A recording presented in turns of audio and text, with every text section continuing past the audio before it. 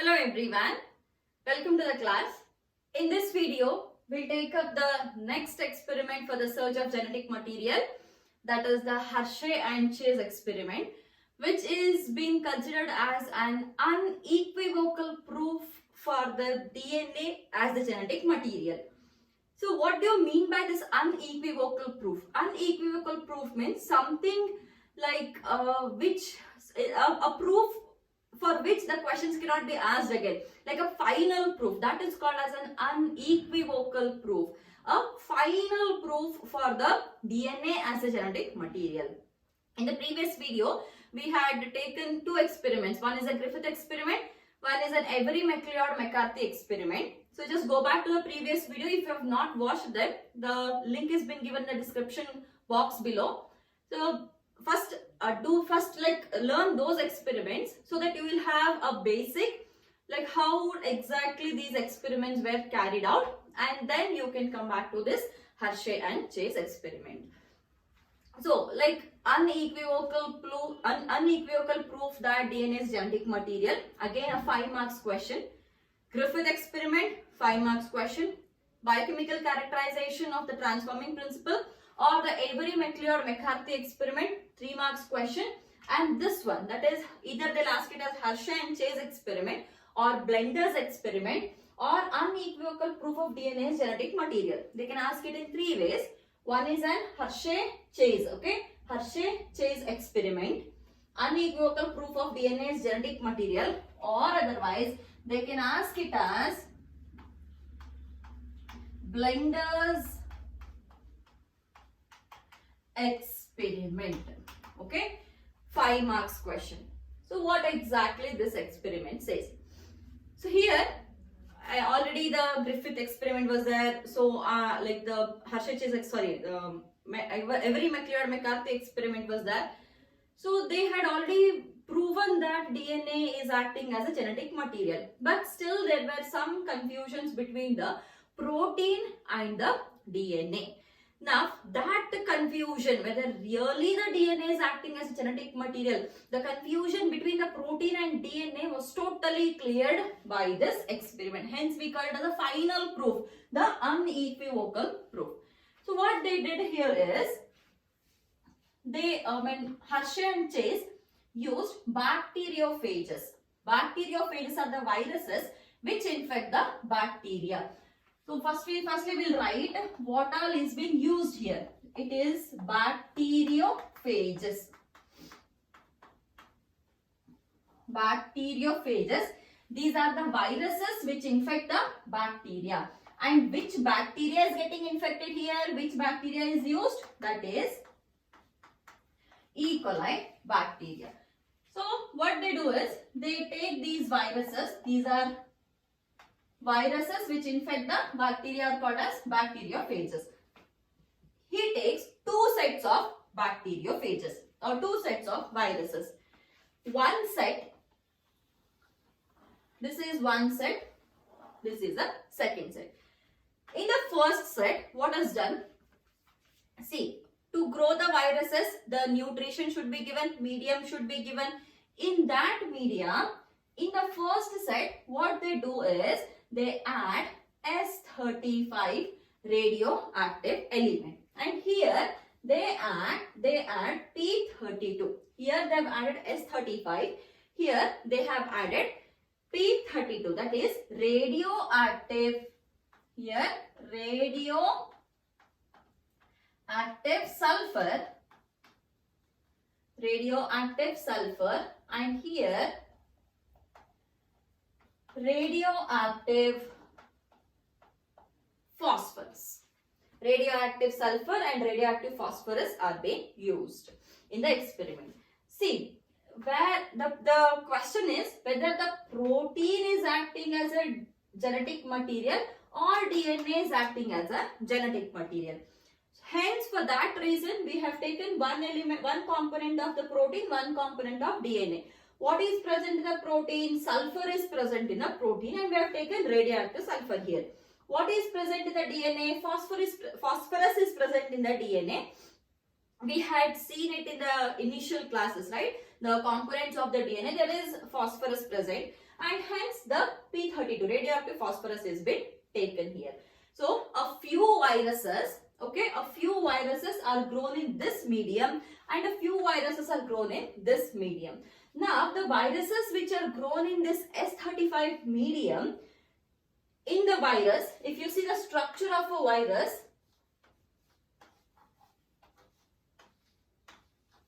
this is a structure of a virus. This is a protein coat. This is protein coat and this is DNA or genetic material. What is there in the protein? In the protein, sulfur is there. What is there in the DNA? It is phosphorus which is present in the DNA. So, whether the protein is moving to the next generation or DNA is moving to the next generation, this is a question. Because whichever material is moving to the next generation, that acts as a genetic material, isn't it? So, a final proof, whichever is moving to the next generation will be acting as a genetic material. So, whether it is a protein or it is a DNA. So, here let me take it from, let me use some other color. See, the viruses which are grown in this medium, they will be having, let me take some other, yes, they will be having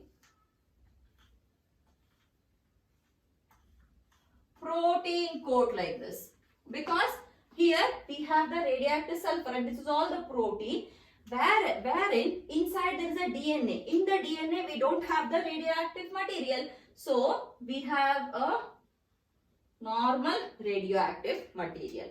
Coming to this, here we have only P32. P32 means phosphorus is present only in the DNA. So only this is radioactive. It means the outer protein coat is again general or normal protein coat, but we have a radioactive DNA. So here we have radioactive protein coat, here we have radioactive DNA. So using these two types of viruses, Hershey and Chase carried out the experiment to prove or to give an unequivocal proof that DNA is genetic material.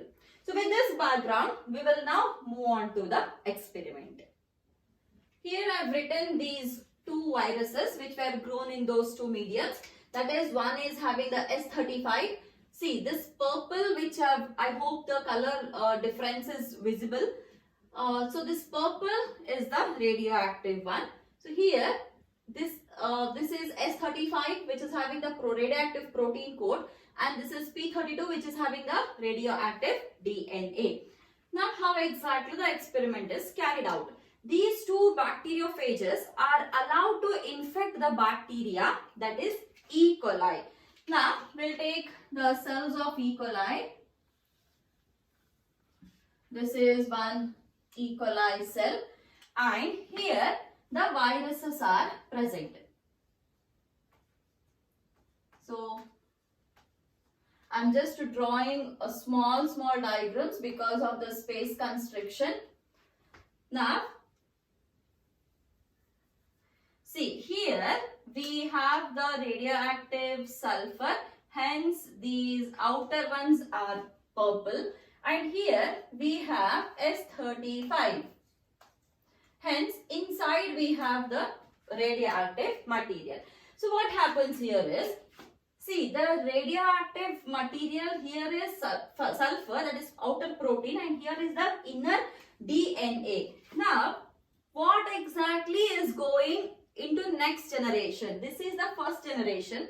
So this is the virus and this is the E. coli. So this is the first generation. After the infection, here the genetic material is coming inside the E. coli. So this will be second generation. Whichever material is getting transferred from the viruses to E. coli, that will be taken as a genetic material. So which is getting transferred, whether the protein capsule is getting transferred or the DNA is getting transferred. Now the material has come inside. So the first step, let's write it as infection. Now what happens? Let me write the E. coli cells first. Okay. See, after the infection, now the genetic material has come inside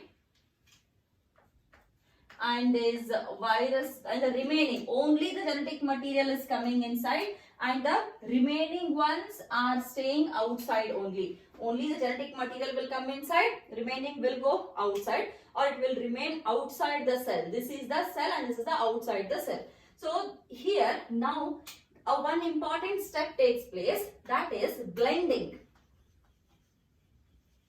Blending. What happens in the blending is, they'll take this complete set. This is one set, this is step. Here the cell, the transferred genetic material and the outside materials, this one set and this one set separately they'll take, and they'll undergo the agitation or blending. That is, mixing or like blending is slightly pressure is applied so that these all get separated. So after the separation, that is, here the cell should get separated and this material, outer material should get separated.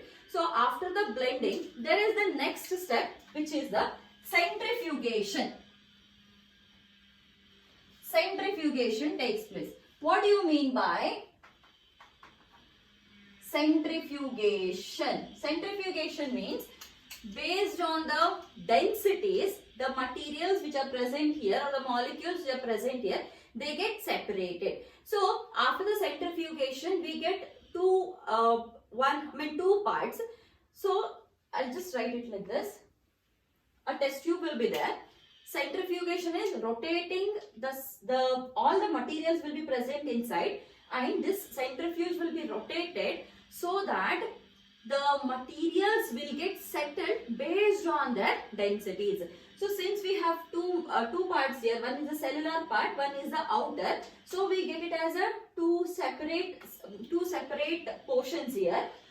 One is a fluid portion. That fluid portion we call it as the supernatant, and another one is a pellet portion or the cellular portion. The supernatant will be the outer portion, the cellular portion will be the pellet portion. These are the two portions we get after the centrifugation. So after centrifugation, what will be present here? We have only the genetic material and the cell. Now after centrifugation, when the test tube was chucked, in this set, what happened is, there